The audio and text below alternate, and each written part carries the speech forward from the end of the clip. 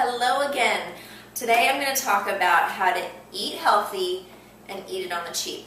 One of the biggest complaints that I get when we start talking about you need to incorporate healthier foods and more fresh produce and things into your diets is, well, it's so expensive to eat healthy, and it really doesn't have to be that way. So I want to show you some of my favorite tactics to still being able to eat healthy food for you and your family, but not spending a fortune doing it, especially when we're talking about cost going up with food. So here are just a handful of my tips. For those of you who have done my grocery tours or who will be doing them in the future, I talk a lot more about ways to incorporate a lot less expensive ways to eat healthy. So here are a couple thoughts.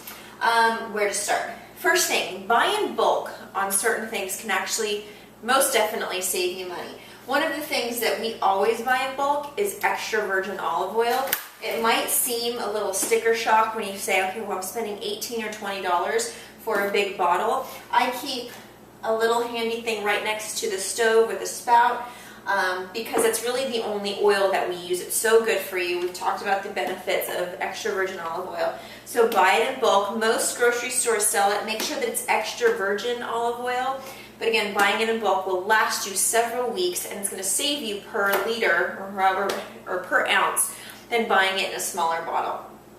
So that's one way. Salad dressings. For most salad dressings, you're going to pay $4 to $6 for a bottle of dressing.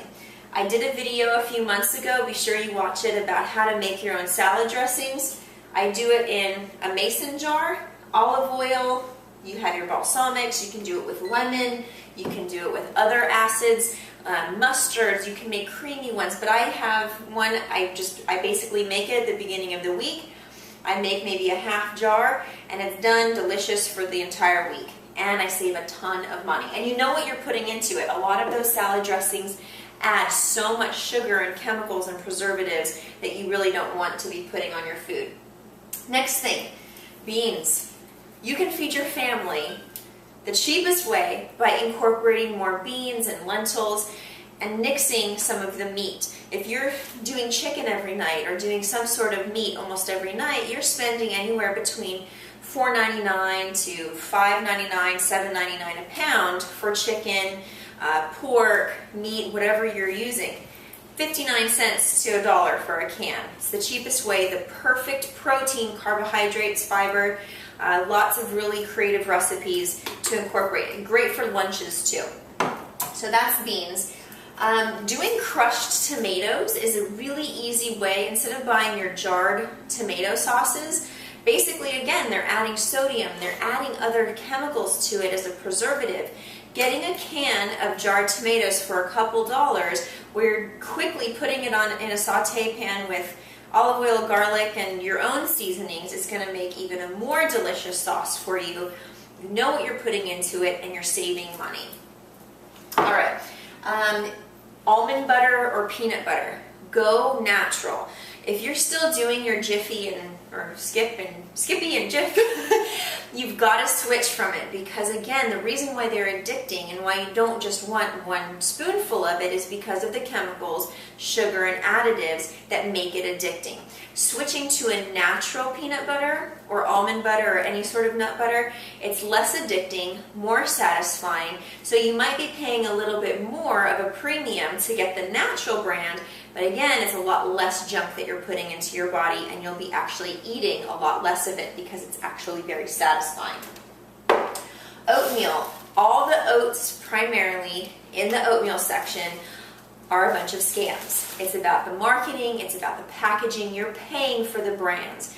Buy your oats in bulk or in larger bags. A lot of grocery stores, you can actually do sort of a self-serve of your whole oats.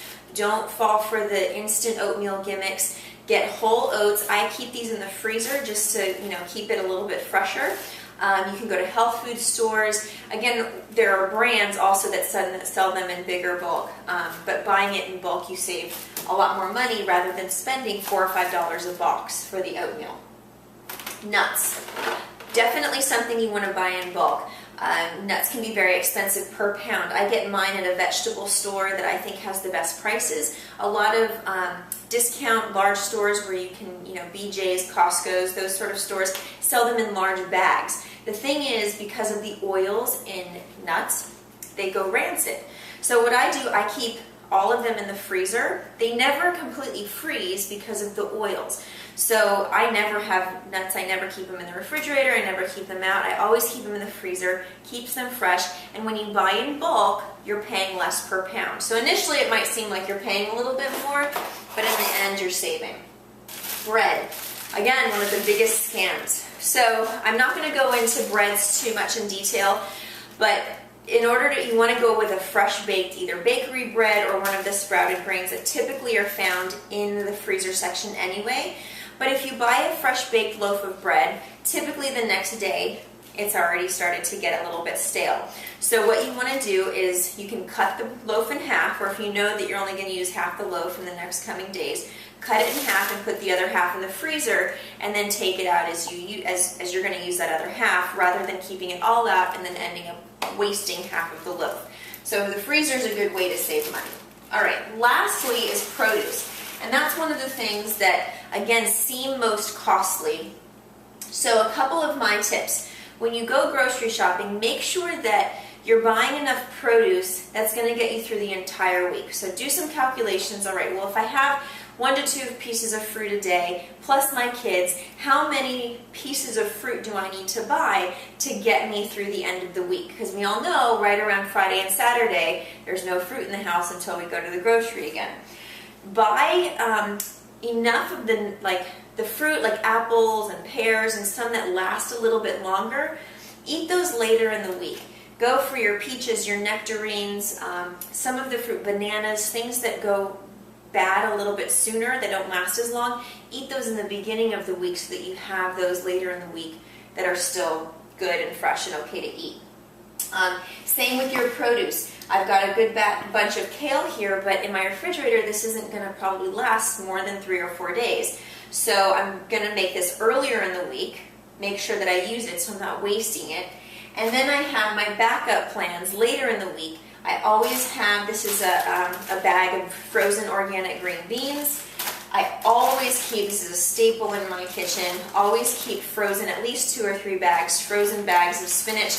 They're great to cook with, to put in soup, stews, just to do with eggs in the morning. It's really easy, but your backup or your frozen, try to stay away from canned. Backup or frozen. For your vegetables, do the perishables earlier in the week and plan for the week ahead. So that's just a handful. I could go on and on, but just a handful of ways that you can save money, still eat healthfully and deliciously.